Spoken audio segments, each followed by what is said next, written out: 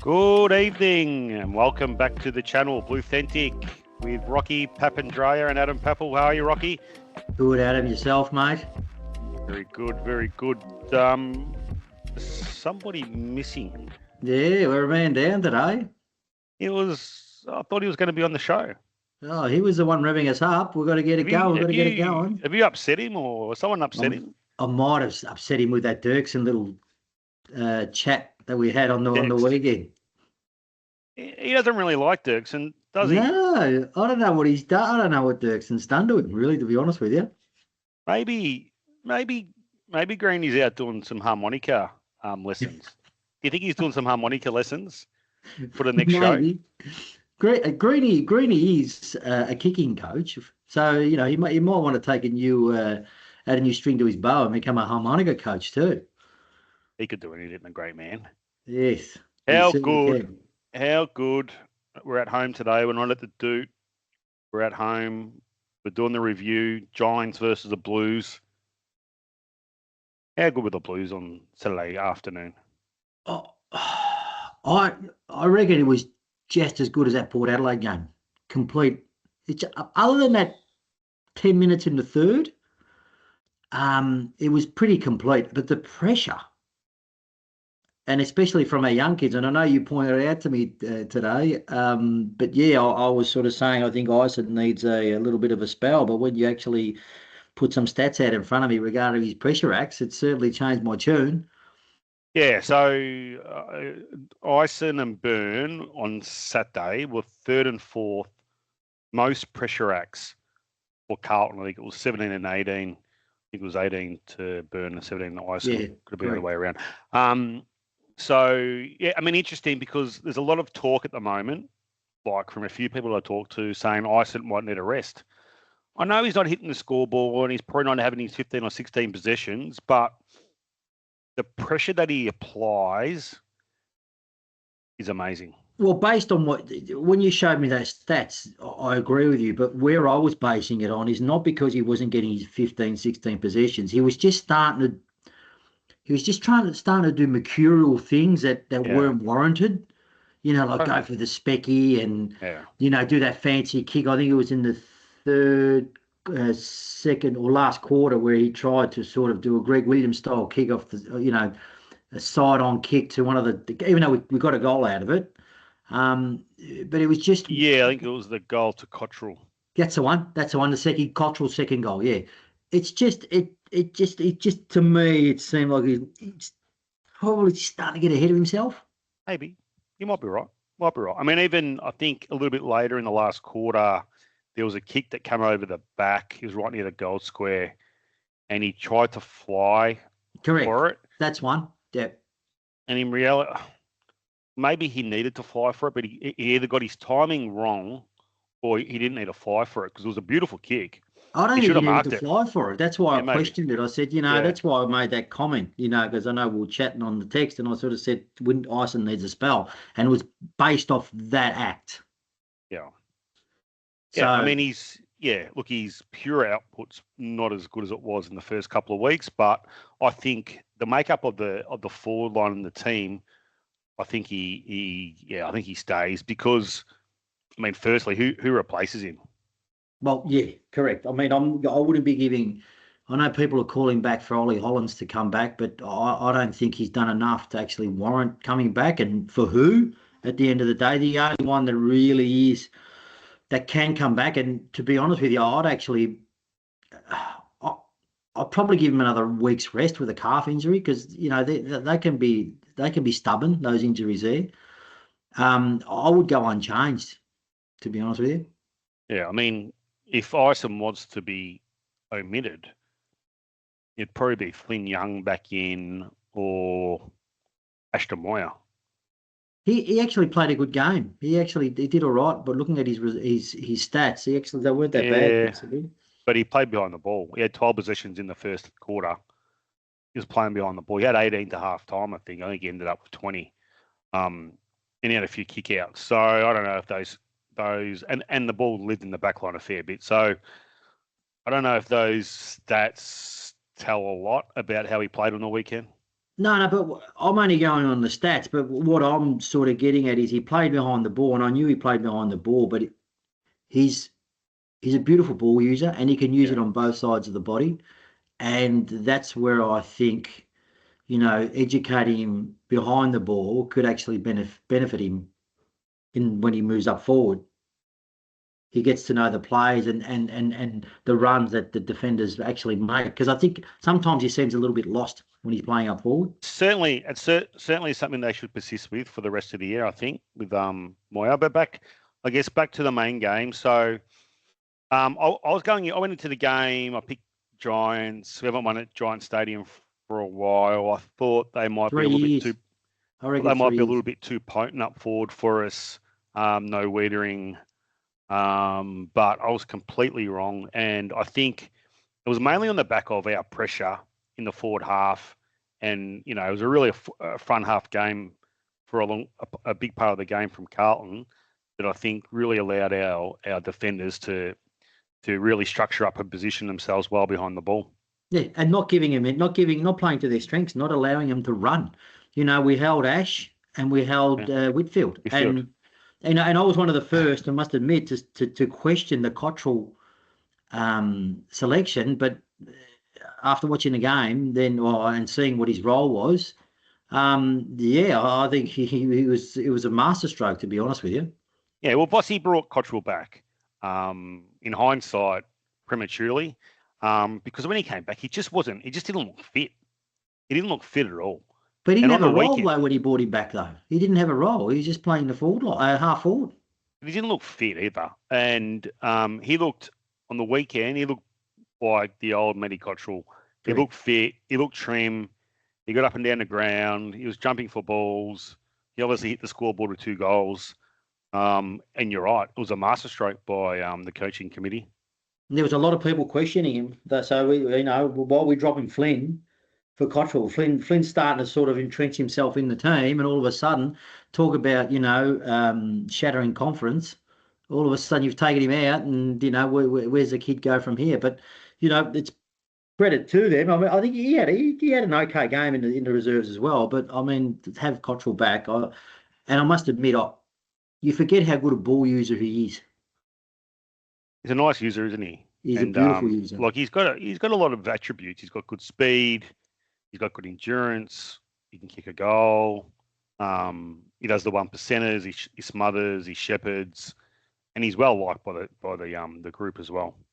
And yeah, it seems to be like he's the glue that actually. Well, I wouldn't say he's the glue, but he's the center point of that team. Really, at the end of the day, when you look at that harmonica playing, at the end of the It's game, magnificent, wasn't it? It was I've magnificent. never seen anything like it, which was I need which to was get myself one. I'm gonna go buy myself a harmonica.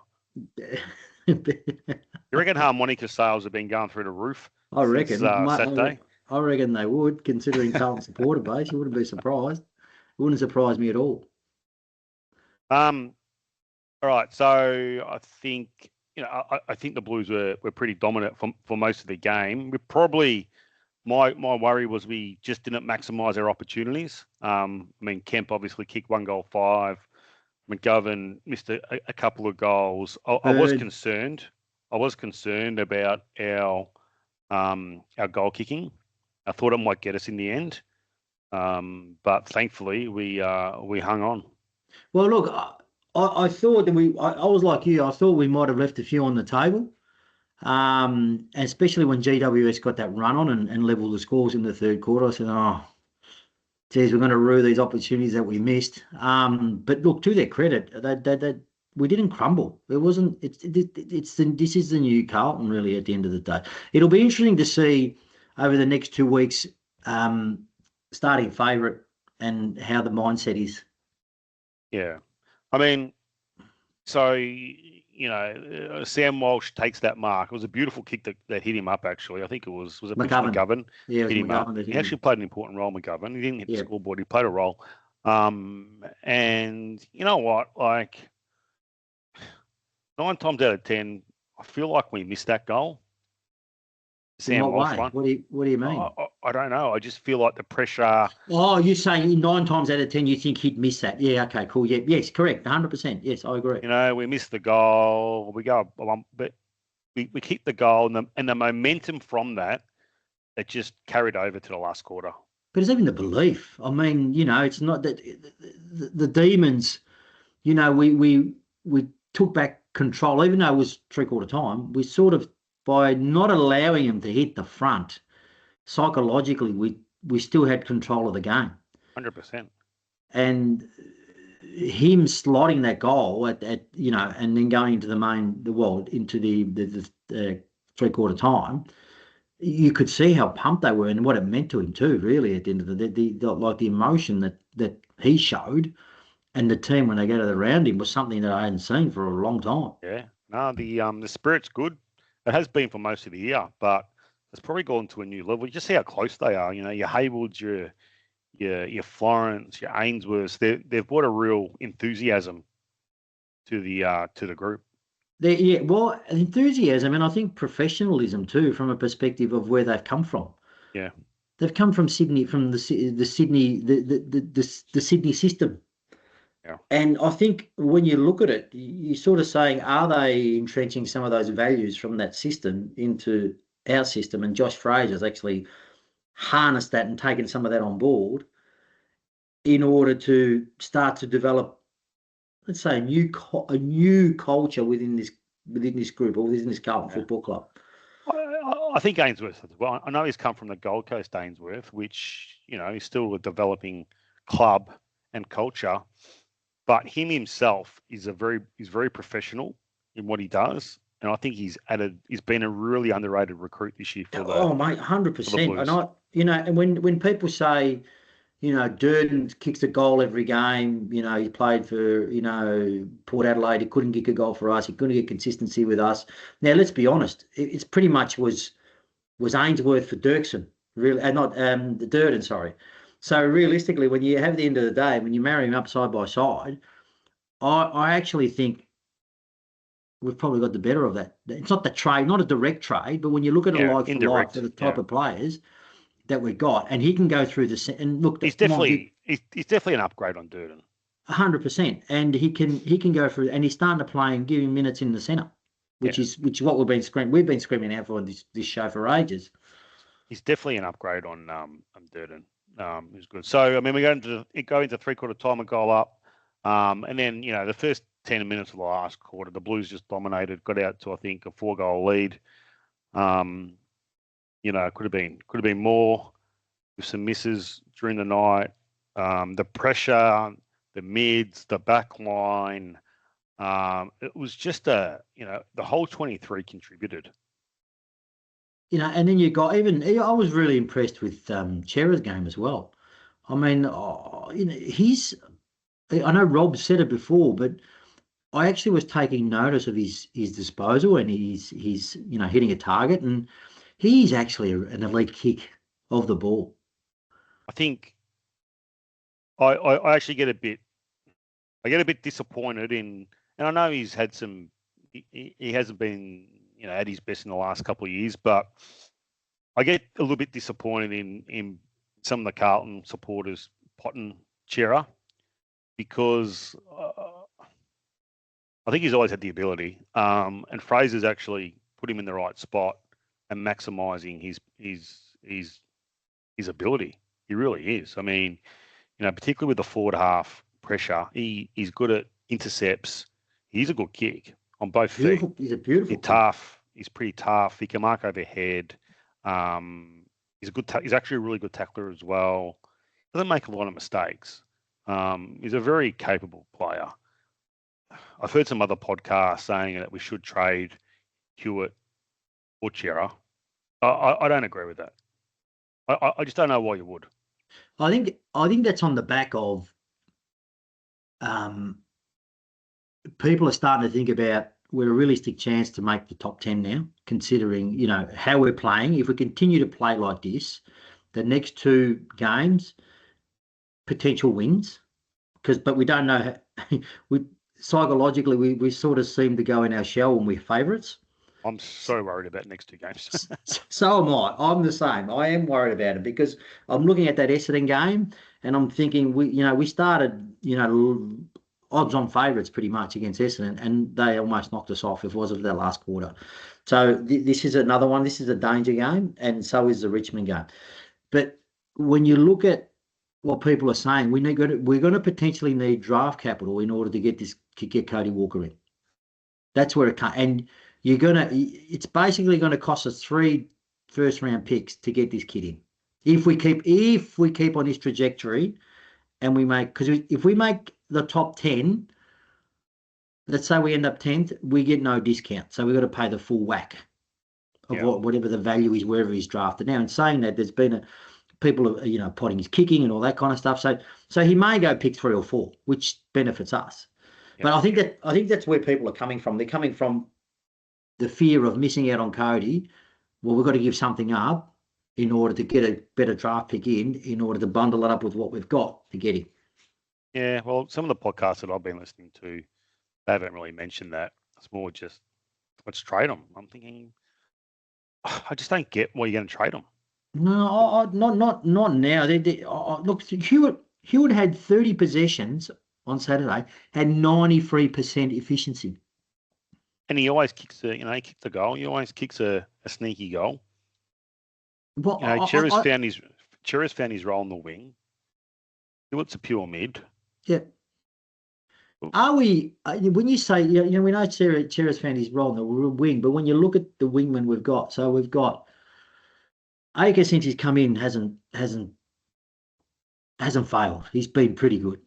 We've got Chera on the wing. You got Carroll on the wing. You're going to have Ollie Hollands on the wing. You're going to have Will Hayward who's playing on the wing. Are we overstocked in that area? I'm not sure. I don't think so. I mean, I think, Carroll, he's out for another 12 months, right? So we don't know when we're going to get him back. You need to have depth. Ollie Holmes can't get a game at the moment, but he's played most of the year. Akers, how's his shoulder going to go? Hayward probably plays more high half forward anyway.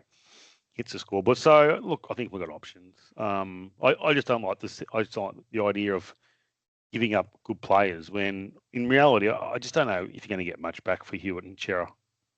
No. If you're probably going to get a high second for him.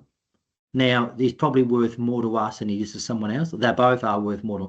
So do you take the high second, or do you keep someone that's probably going to give you, 25 possessions a game and an efficiency of 75%?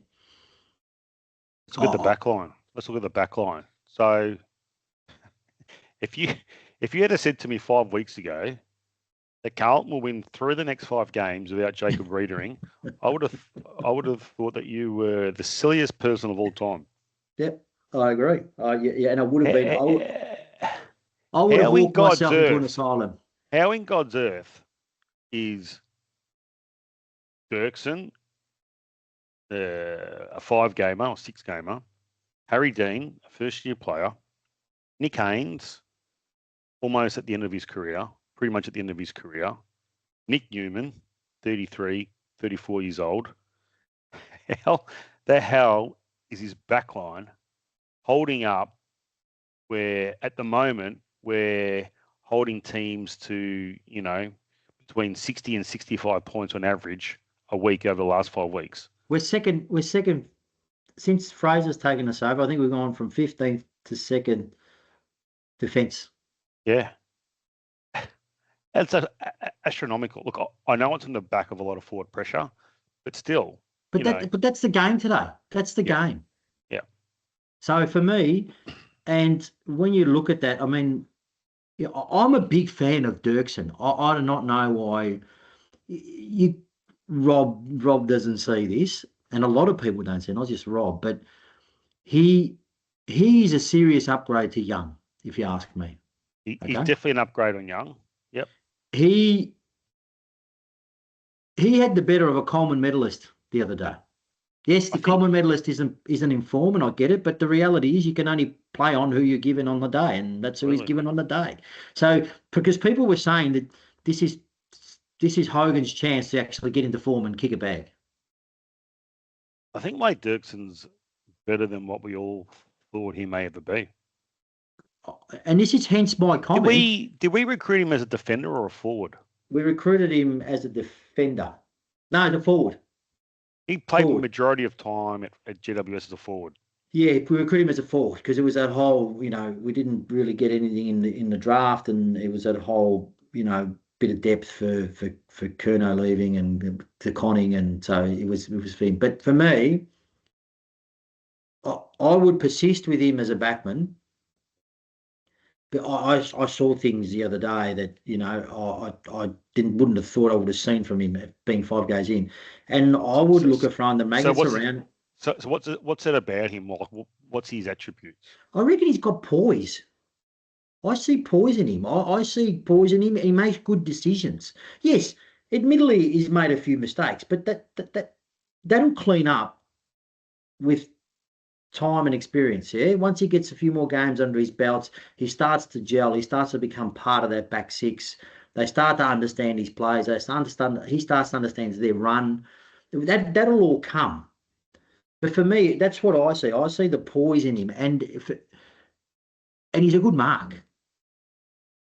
You know what I see? I see that you're right. I think he's a good mark. He competes very well in the air. But I think one thing that he has, which is important in the back line, he has good closing speed. Like, he has good speed and he's quite athletic. Yeah. Which is obviously important in the back line. I think the area of his game that he needs to clean up is his kicking. I think that'll come with knowing the running patterns of your backmen and what they do and where they go. So, and why I say poise is because when I compare Young and I compare him, when Young's got the ball, I'm so worried that I don't know where this is going to go. So is he. But with Dirksen, I don't get that. I don't feel that. I don't sense that. Yeah, he's certainly an upgrade. He's certainly an upgrade, and another pre-season, working on him, in the back line, working on his kicking, he'll be a 15% better player come April next year, I reckon. Easy. I think we've found one. 100%. I think we've found one. Yeah, and I think he's just been sitting there, and clubs have just been ignoring him. Melbourne had him, and they didn't pick him up. I think we found one. Cheapy too. So this is why I said to you, play Dirksen in the back and probably give a Farrell a run in the forward line. If we're looking for that other tall key position player, because if Farrell can take a mark, let's be honest, his second last game last year took 13 intercepts. Yeah, I think at least you got the flexibility in it, right? Well, I think it's something that they should consider, especially if we've got to use up our draft capital to get Cody Walker, and then don't have much, and then unless they go for a King, which I wouldn't be going for. I wouldn't be going for a King or an Amadi, to be honest with you. I reckon they're going to go for Amadi. You think they are? Yeah, I think they are. The reason I say that is I heard him talking about free agents this morning. Yes, I know. Yeah, that's what I heard. Yeah. Chris Davies and unrestricted free agents. I still think they're going to have a crack at Amadi, and I think they're going to have a crack at Karma still. I feel like they are. He played a good game, Karmas, yesterday. Yeah. I'd be happy. I'd be okay bringing Karmas in. Amadi's, I just think if we're going to do that, I would rather invest the time in getting Kemp a kicking coach and the money, and getting him right over the pre-season, and getting him to I don't know whether it's his drop, what it is. I've got no idea. And making sure he gets his kick right. His ball drops, I seen a video of some photos a couple of weeks ago. He's actually improved his ball drop from the start of the year. So he's actually kicking the ball okay. He's just got an alignment issue, I think, now. Well, whatever it is, I don't know what it is. Yeah. I mean, Rob will know better than me. But I think issue. I don't know. Amadi, for me, I think the only reason he's probably playing well there now is because he's got Curnow there, and Curnow will attract the two defenders, and it leaves him free. here playing for us, he's going to be the main banana. Yeah. I don't know about that. Like if you've got Kemp, Mackay, and Amadi, Mackay will probably get the first defender. Depending on where Mackay plays, because Mackay, I think, will play centre half forward, interchanging in the ruck. Yeah, he will. He will. Yeah. Oh, look, I don't know what they've got to pay Amadi. You know, that's probably the biggest question mark. Oh yeah, I would. Yeah, I don't know. I'm not a big fan. Look, I'll back the club because so far everything I've seen from Graham Wright and Chris Davies is tick tick tick. It all makes sense. And even today in his interview with SEN, he really gave nothing away. Yeah. No, they've been excellent. Even last year they didn't give a lot away, and then we brought in Hayward, Florent, Ainsworth. You know, Chesso Present turned out and Reedy. We didn't know that Ainsworth was going to happen, did we? Until it happened. No, that happened. Yeah, that was a surprise. Gee, that was very last minute. So I'm sure there'll be some surprises. But I do think we definitely need another key forward.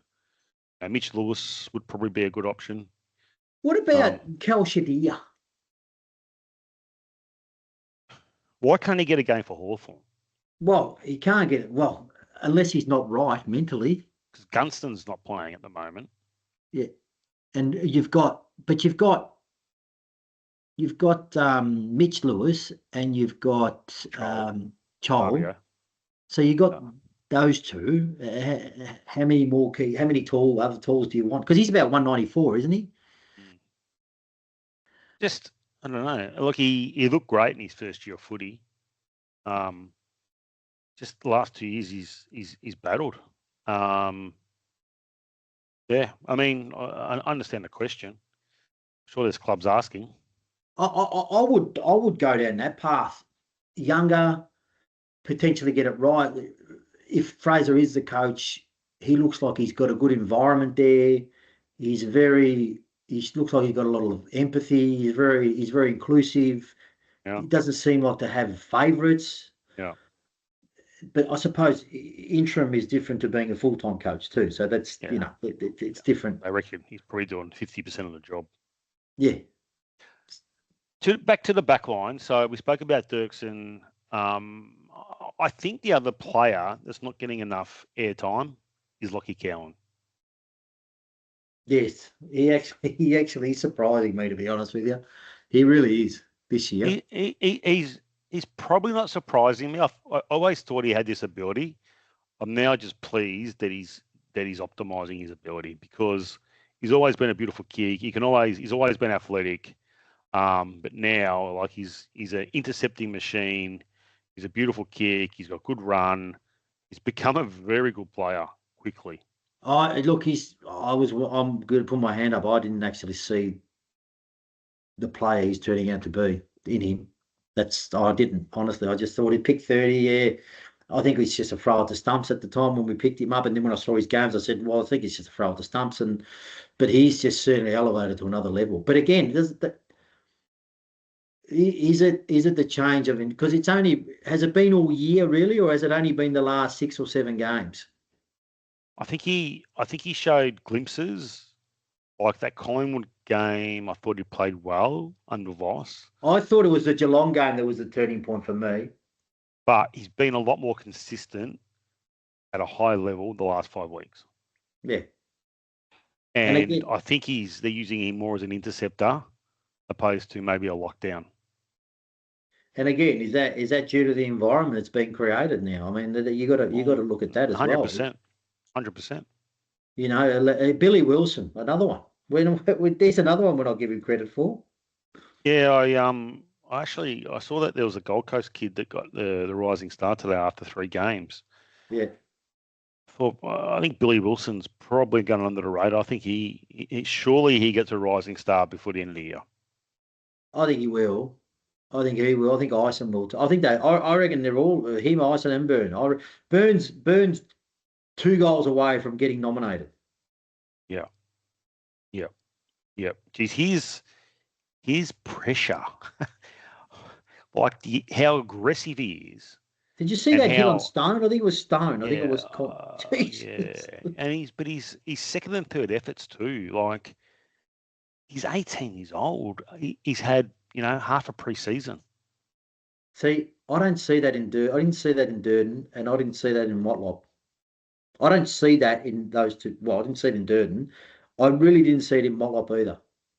Not to the level that Burns displaying.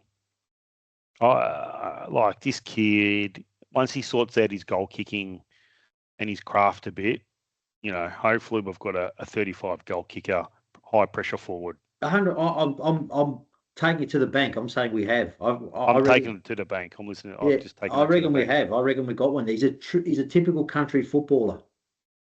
You mentioned Jesse Motlop. I wonder how the new environment would be suiting Jesse Motlop.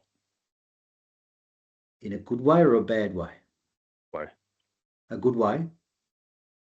Possibly, yeah. But we'll only see that translate on the field. Yeah, of course. I mean, that's all we'll see. It won't be. Just going back to Billy Wilson, that tackle at the end, 30 seconds to go, we're 23 points up. He had no right or no need to do that. Good on him. Great, and it just goes to show the character of the kid.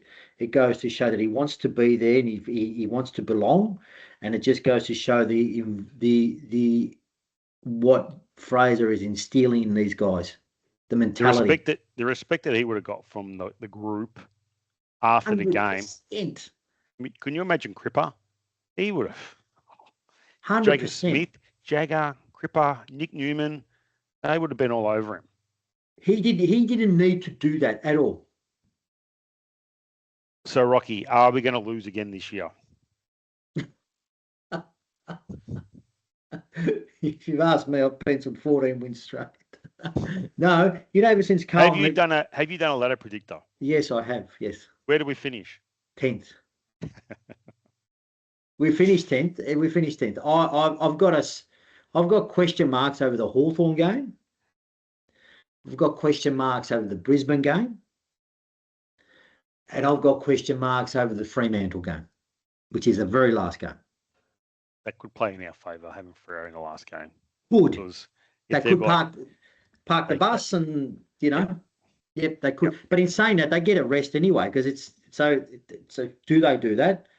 They might just rest a couple of, they might rest some of their key playmakers, but yeah, like a Tracy, or they might rest a Sarong or something like that. But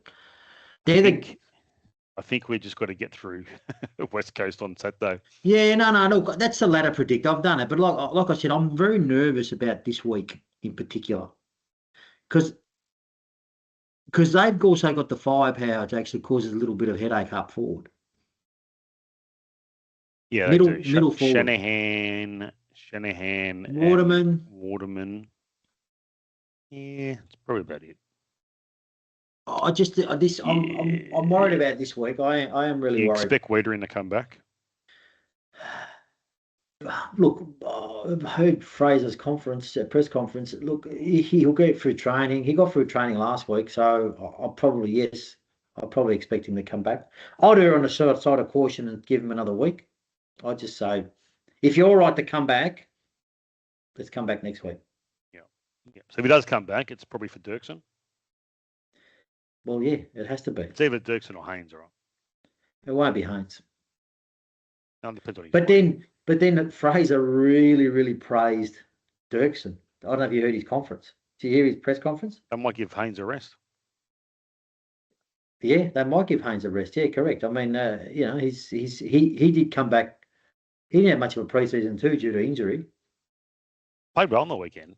Oh, mate, yeah. Oh, there's another one. You probably, if he keeps on playing like that, I don't know why you tell him to put the cue in the rack. I really don't.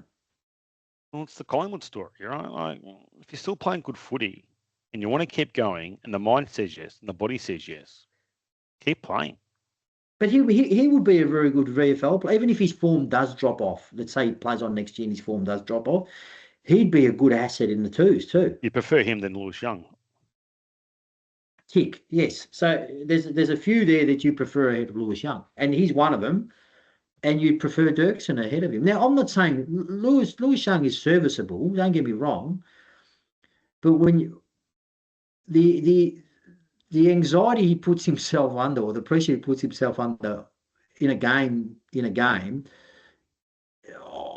I think there's things mentally not right in his head, in the sense of he's got little demons telling him to do something, and go here, go there, and he doesn't know what to do.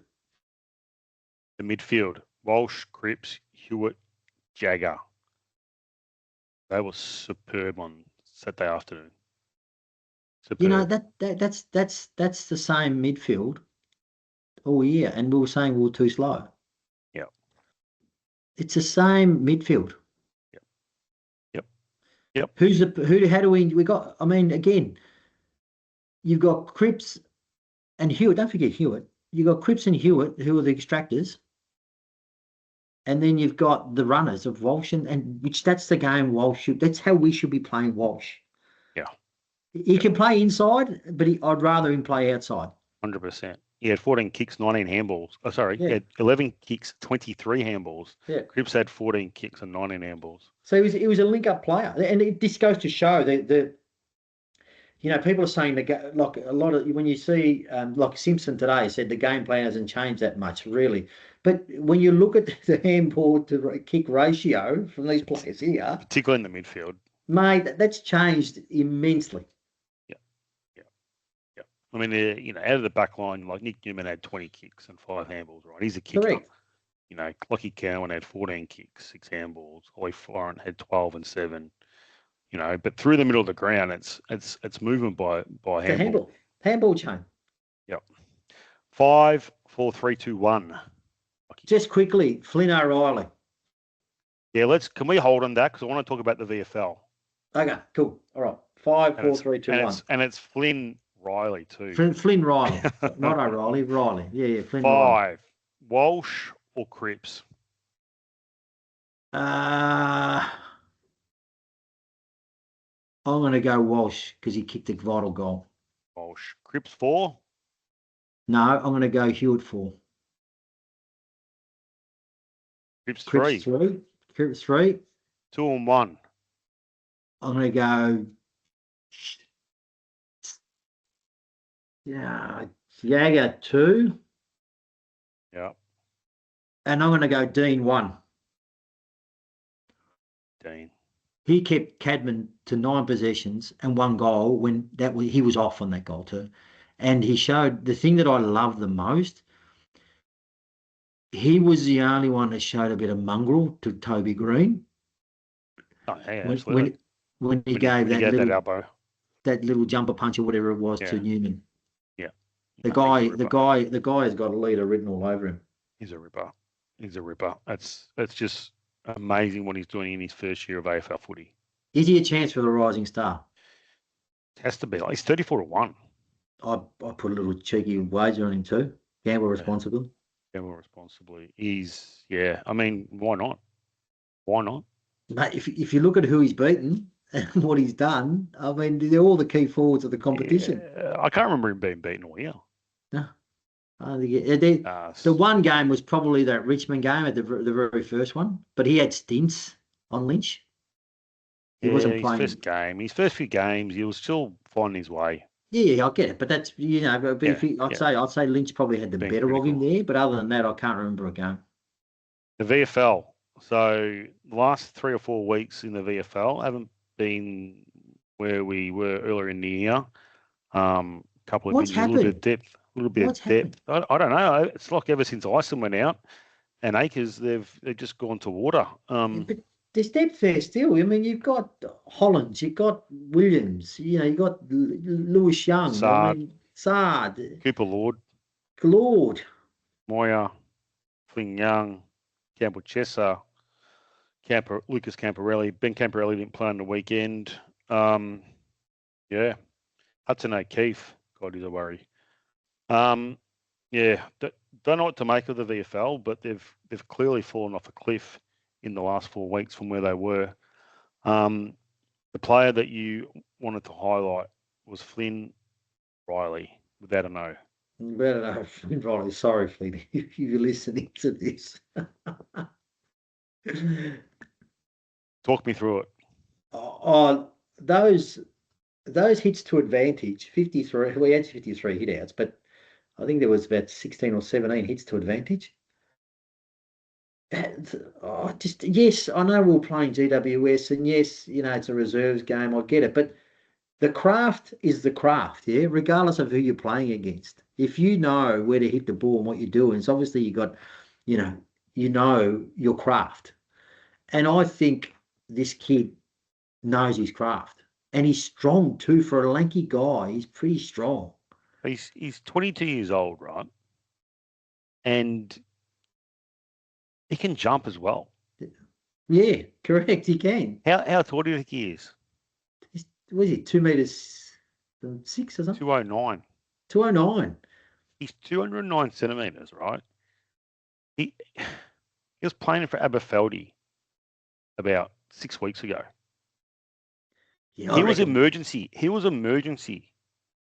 for the AFL team on the weekend. Yeah, I reckon we planned that for him to play at Aberfeldy. I reckon we just put him aside and just. I reckon we did a trim bath. Yeah, I reckon we did. Just get him out of sight, out of mind, and just get him to play the local league. And because let's be honest, he's a free hit. We don't. I think with Graham Wright, he's not a big fan of ruckman when you look at his history of ruckman. So I think they've seen a little bit of talent in this guy here, and they said we can pick this guy up for nothing. It's going to cost us a bag of chips at the end of the day. From it's the only positive. That's the biggest positive of losing Matt Carroll for the year. Yeah. Yes.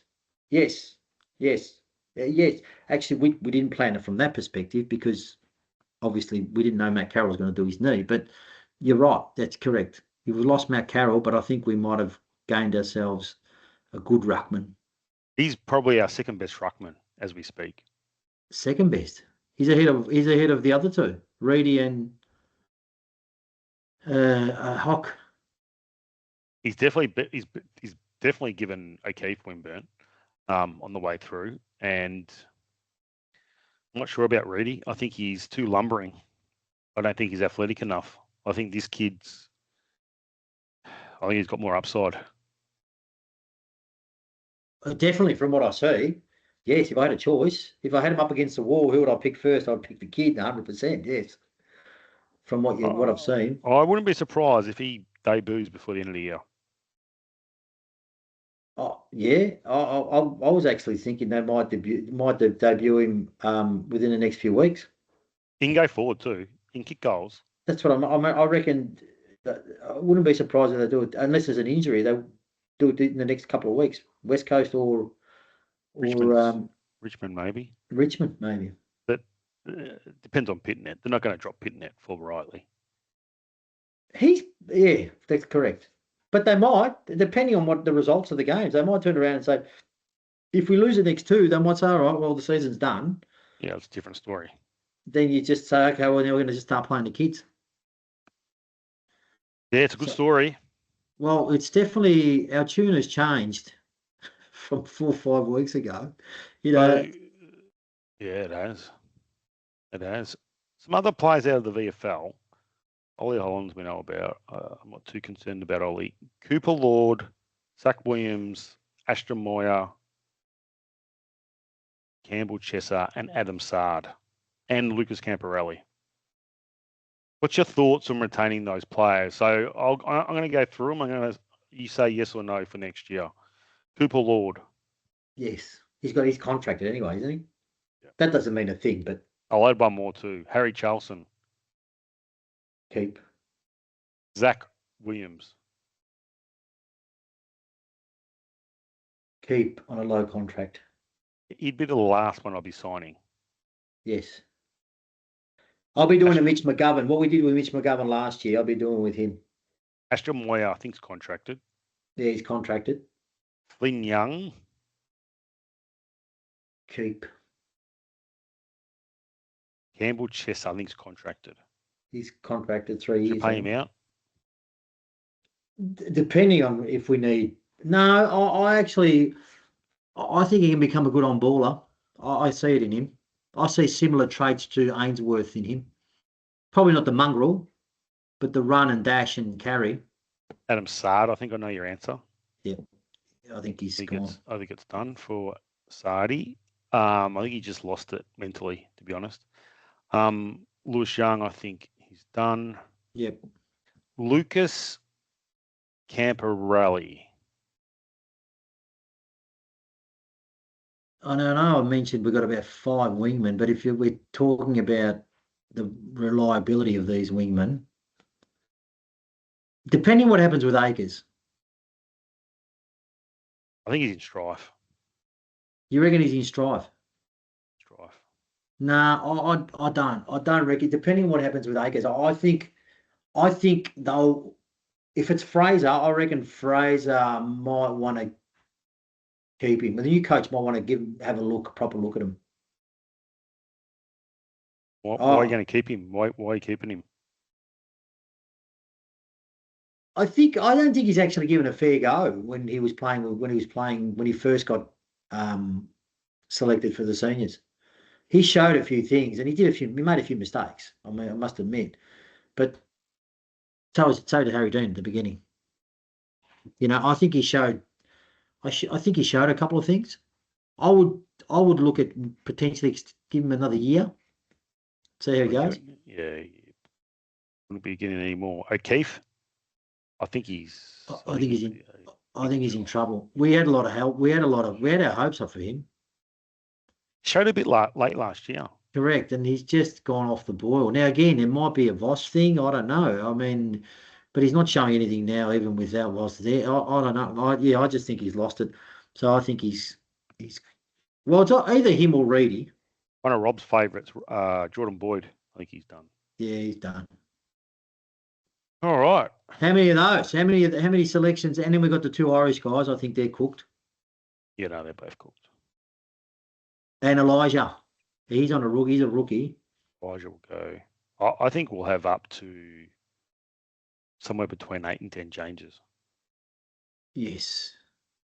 I think we'll take probably 3 or 4, ideally in the draft. Might be 2 or 3 through trade and free agency. It all depends in the draft of how much we've got to give up for Cody Walker. It really does. Of course. So, and that's what may extend the life of some of these guys too. Yeah. The life as in the car. It'd be good if we could get at least 3 picks inside 30. It depending on what we do, how we have to package things up, and where we land. We've got 2 seconds. We've got 2 seconds. Hopefully Kangaroos. So we've got hopefully Kangaroos drop off. Kangaroos second and Gold Coast second. They're both dropping off, aren't they? And we've got Brisbane's third.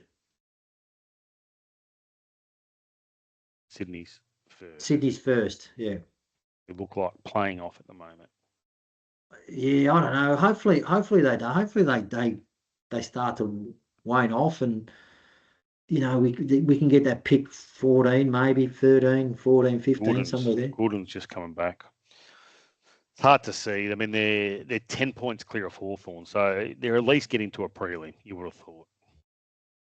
Yeah, but if they're playing Hawthorn or Geelong in Sydney, I'd give those 2 teams a chance. Yeah, definitely. Yep. I hope you're right. What else, Rocco? Oh, just things are good at the moment. Carlton's winning. It's a different feel. How good is work on a Monday? How good are the weekends? Your team wins, getting up the next morning, and it's just a different feeling. You go through all the papers, you read all the forums. Everyone's up and about. It's a great feeling. Did you hear Chris Davies' interview today? I did. What do you reckon? He's excellent. He plays it. He plays it so well. He plays it so well. He doesn't. He answers the questions. He's tight-lipped about some stuff. He doesn't get blued by the media. He gives it back to Corn, and he's a good operator. No, I think we're lucky there that we've got him. I think we've got. There's not much coming out of the club with those two at that point. No, they're. I think the president as well. I think we need to give him some credit. Yeah, I think he manages a tight ship, and he's calm. He's pragmatic. He's process driven. Doesn't get ahead of himself. At what stage do you give Fraser the job? Yeah. Look, if we never lose again this year, Rocky, then yeah, maybe Even if he gets on a positive side of it, though, even if he gets, you can't deny it. I think they've got to delay the decision. I mean, look, the good thing is he's contracted to the footy club, right? Even as assistant, I'd still be open to a John Longmire, high level Chris Fagan type operator, and Josh Fraser just keep doing what he's doing. Someone mentioned to me, this one of Graham Wright's master strokes, bringing him over from Collingwood last year, bringing him over this year, not sacking Voss, bringing him up last year, not sacking Voss the end of last year, letting him start the year off, make it look as if we're giving him the opportunity to prove himself, Voss, that is, to get the team up and about in finals. Team's not going well. We sack him halfway through the year. We want Josh as a coach. We're going to mould him as a coach. We're going to bring him in as a coach. And then he takes over as interim. And then eventually, if we go good, he gets the gig. I think Graham Wright's a very, very smart operator. Not sure he could see 5 and zip coming though. And this amount of success, and not knowing that Josh Fraser would be, as good as he's obviously been. Not from a perspective of seeing Josh Fraser 5 and zip, but from a perspective of seeing that this guy is going to be a good coach. So get him into the system now, and if things go pear-shaped with Voss, we put him in as an interim to give him a taste and see how he goes under that pressure. Maybe. Look, Fraser's playing it beautifully. The club's playing it beautifully at the moment. I think we don't need to rush into appointing the next coach. I think we enjoy what happens for the rest of the year and see what occurs. I think the best thing that's happened in the last 5 weeks is Carlton's now become a more attractive team to coach. And if you're a free agent looking for a move to Melbourne, Carlton's suddenly become a better prospect than they were 5 weeks ago. It's amazing how quick it changes, isn't it? That's right. Look, Melbourne was the same, right? Melbourne's, they're still playing good footy, Melbourne. But are they? They're 5th or 6th on the ladder. They almost beat the Crows in Adelaide. They would have been top 4. They shouldn't have. Yeah, well, I mean, it could have, should have, would have. They won a couple of lucky games too, let's be honest. So, I mean, we should never have lost against them. So that, all that. So you got all that, and that all plays out. But I don't. Had we won this Collingwood North and Melbourne game, we would have been sitting 5th ourselves. True. And then Voss probably still would have been here. But then would we have won 5 straight? No, we needed to sack Voss about round 2. Yeah. We all knew. Sydney, we could have sacked him after the first game, after the Sydney game, after the Richmond game, one more after that, and we all knew. The Melbourne game was the one, I think. The Melbourne game, round 3. Yeah. Or North Melbourne. The North Melbourne. No. Was it Melbourne or North Melbourne first? No, it was North Melbourne game. The North Melbourne game, because Melbourne came back and then we lost to North as well. Yeah. That was the game. Yep. Imagine if we had have sacked him though after the Richmond game. You're right, we would have been 5th or 6th on the ladder. Anyway. Yeah. It is what it is. It is what it is. Rocky, thanks again. Always look forward to a Monday. Disappointing that Robbie hasn't shown tonight. Hopefully he's going okay with the harmonica lessons, and hopefully his laptop or new computer or second-hand computer is being sorted out soon. We'll aim to do a preview before the week's out, and we'll see you again at Bluethentic. See you, Rock. See you, mate.